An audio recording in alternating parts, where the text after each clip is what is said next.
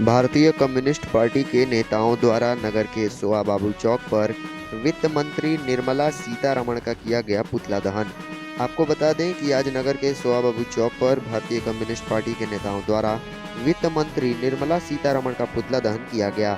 वहीं इस पुतला दहन का नेतृत्व कर रहे भारतीय कम्युनिस्ट पार्टी के जिला सचिव ओम प्रकाश क्रांति ने बताया कि आज पूरे देश के सभी जिला मुख्यालयों पर भारतीय कम्युनिस्ट पार्टी के नेताओं द्वारा वित्त मंत्री निर्मला सीतारमण का पुतला दहन किया गया। पिछले दिनों वित्त मंत्री निर्मला सीतारमण के द्वारा भारतीय संसद में जो बजट पेश किया गया था वह आज तक के आजाद बजट का सबसे घटिया और फालतू बजट है। यह बजट देश के किसान मजदूर को दी जाने वाली सुविधाओं में कटौती कर रहा है। ये भारतीय कम्युनिस्ट पार्टी का राष्ट्रीय कार्यक्रम है।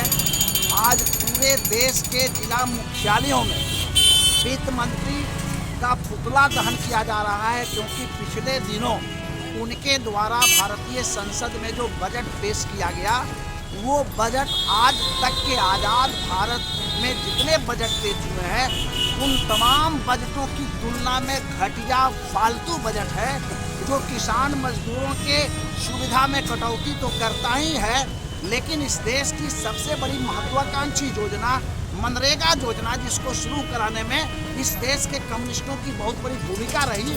और जब पार्लियामेंट में हमारी संख्या 62 थी, उस समय हमने मनमोहन सिंह की सरकार को झुका करके हमने नरेगा योजना को लागू कराया, बाद में जो मनरेगा योजना के नाम से प्रचलित हुआ। उस इतनी बड़ी योजना, जिसको पूरे विश्व की महत्वाकांक्षी योजना मानी जाती है, जिसको सबसे बड़े पैमाने पर रोजगार देने वाली योजना मानी जाती है, विदेश के कई विशेषज्ञों ने उस मनरेगा योजना का जांच किया और उसको महत्वाकांक्षी योजना की श्रेणी में रखते हुए कहा कि भारत सरकार की यह योजना रोजगार, ग्रामीण मजदूरों को रोजगार देने वाली सबसे बड़ी योजना है। उसके बजट में कटौती कर दी गई। जो कल्याण विभाग का बजट है, जो आंगनबाड़ी केंद्र पर गरीब के बच्चे जाते हैं, उनके बजट में कटौती की गई।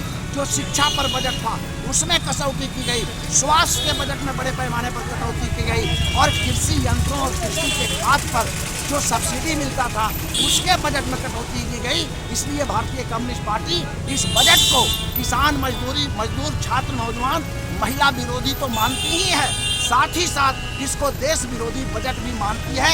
इसलिए आज हम इस बजट का विरोध कर रहे हैं देश के पैमाने पर।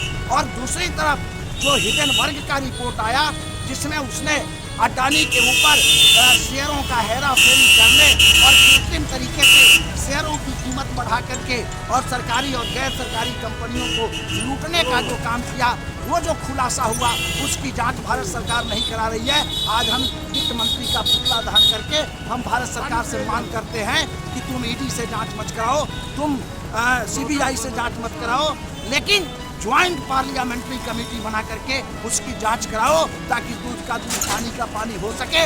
और जिस तरह से अडानी ने इस देश को लूटने का काम किया है, उसको जेल के अंदर बंद किया जाना चाहिए। मॉरिशस के अंदर फर्जी कंपनी, सिंगापुर के अंदर फर्जी कंपनी, इजराइल के अंदर फर्जी कंपनी, कई दर्जनों देश के अंदर जो फर्जी कंपनियां अडानी ने खोल रखी थी, जिसके माध्यम से उसने भारतीय पूंजी को लूटने का काम किया। और भारत के प्रधानमंत्री आज भी उसको संरक्षण दे रहे हैं। ऑस्ट्रेलिया में कोयला खनन का ठेका देने के लिए भारतीय प्रधानमंत्री ने ऑस्ट्रेलिया के राष्ट्रपति को फोन किया और कैंडी किया और स्टेट बैंक ऑफ इंडिया से मात्र 1% सालाना ब्याज की दर पर अडानी को रुपया उपलब्ध कराया। इस तरह से अडानी इस देश के बैंकों को लूट लिया है। इसके खिलाफ जांच की मांग हम करते हैं और उसके ऊपर कार्रवाई की मांग करते हैं, ताकि कारपोरेट घराने जो बड़ी आराम से मोदी के सरकार में हिंदुस्तान की संपत्ति को लूट करके और विदेशों के अंदर लेकर के जा रहे हैं, इस पर रोक लगे। इस सवाल को लेकर आज हम लोगों ने विरोध किया। आपका परिचय? ओम प्रकाश क्रांति, जिला सचिव, भारतीय कम्युनिस्ट पार्टी पश्चिम।